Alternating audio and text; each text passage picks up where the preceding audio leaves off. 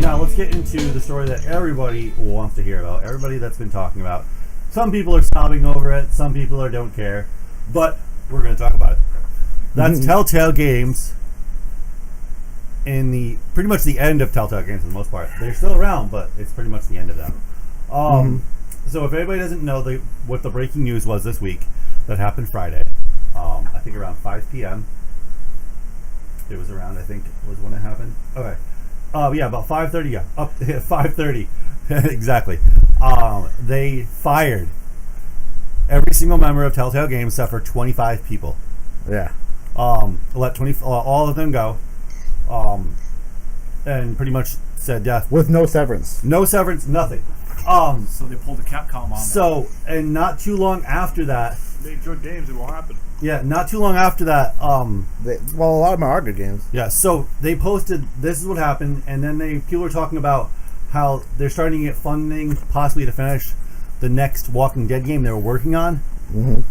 So, but then the creator of God of War tweeted at them and said, that'd be nice that you get this done, but why don't you use that money to pay the severance of the people you fired first?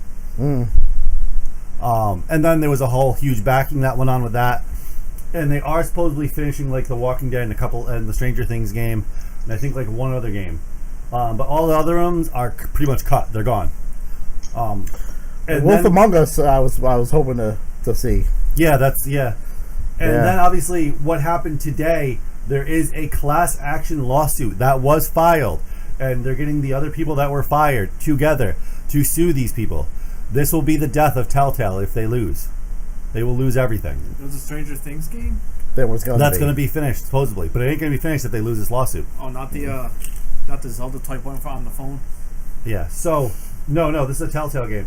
And I was diving into it, and I'm sure this is where you were looking into, Grim, of what exactly caused the death of this. And it comes down to, you need to update your engine. Your graphical engine, your programming engine. When I dove into exactly the piece by piece of what happened over the years to Telltale, it was their engine they were using to build their games. There was so many reports. There was just record numbers of reports of errors on their game, glitches, like things not working on certain platforms. They never respond to, they never fix. Then in 2015, they said, "Oh, we're doing a revamp of our engine. We're going to get things working better." Because before that even, their engine couldn't even handle refracted lighting without it crashing. Well, I know when I played Back to the Future, I had a glitch. It was a game-breaking glitch. I had to I think I had to download somebody else's game save. Yeah. So a bunch of people couldn't wait for the Batman game to come out. They ended up returning it like not even hours after because they couldn't even get through the game because they couldn't save it, and when they saved it, it crashed. Like in their record, I was looking at the sale numbers on Steam Spy. Their sales for the last few years have been absolutely horrible. The Game of Thrones game, which I actually thought did well from what the press was pointing out, did horrible. Like, I had no idea they were doing this bad till I looked into the number, and I was like, wow. Like, this is pretty incredible. Like, they were doing this bad. They were slowly going downhill. And I don't understand, like, I really feel bad for these people that lost their job, but, like, the writing was on the wall. It was pretty horrible. And granted, I wish them the best, but it shows you need to keep up with technology. Changes so rapidly, you can't stick with the same engine you've had for like 10 years. So Grim, so what did you find? Okay, all right. Number one, the engine is part of it, but that's not. There's a lot more to it for why this happened. Now, Bazinga, you said earlier that a lot of them are good games. When I said bad, I don't mean bad games as in like the story. When I say bad games, I mean exactly what Nate was saying. Every one of those games were good stories running on a shit engine that would not work. They had amazing stories. How much of an engine do you need? Well, it's a point-and-click adventure, though. That's what I'm getting to. So hang on. So they give you a crappy engine to run a game with a good storyline that has almost no gameplay. They never fixed the thing at all. They never fixed this engine. It's been like that for years. And then you take the fact that the only one, this is all over NeoGAF on all the things, You can go look it up. I can give you the link to all that.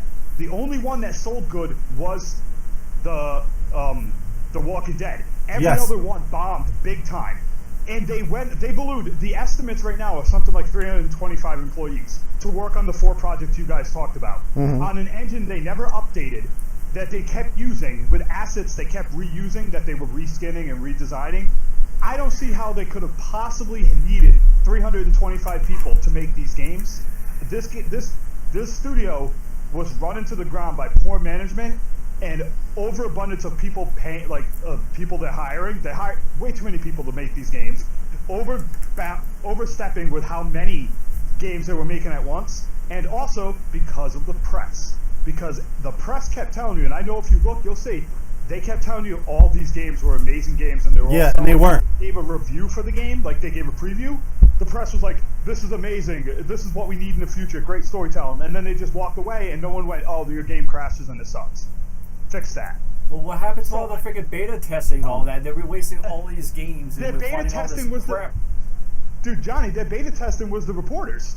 From the NeoGAF threads, you have people that work there were like, we got our testing and people approving of our games from the media that we give it to IGN and they say, game's great. I love that you put a little black girl as a second character. Awesome game. And nobody told them the game also doesn't run well and crashes all the time. So they knew it did, but they didn't think it was a problem because the media wasn't telling them it was a problem. I just thought when I played Back to the Future, and then right at the end, I had to download someone else's save. Just to finish the damn thing. It's just Telltale Games is an indie dev that thought they were AAA because people told them they were AAA. Yeah, but I did enjoy that though. The Back to the Future game was fantastic. But Back to the Future game was good, but the animation was absolutely horrific. Absolutely amazing story. I never noticed. But the movement, how the characters just walked around was so just like out of date. What? Would you spend $10,000 a week on the podcast? No. Okay, we know where we are. We know our bounds. We're a small podcast. We do this. Yeah. That's them. They didn't know that they were a small indie studio. They should just be working on 1 or 2 games and working hard on those. They thought they were the king of the cock of the walk, as you call it, and they spent money on everything. They tried to buy Avengers. They tried to buy Yeah, they did. Yeah. They tried to buy a Wolverine one. They tried to buy like 7 other things, and they failed to get them. But they got all these other ones. Get all these celebrities to do voices for them. Yeah, they were doing 6 games within a year. That's more than all AAA studios put together do in a year. Yeah. Like it was, and they were not big enough to do that. They didn't have that kind of money or that kind of talent.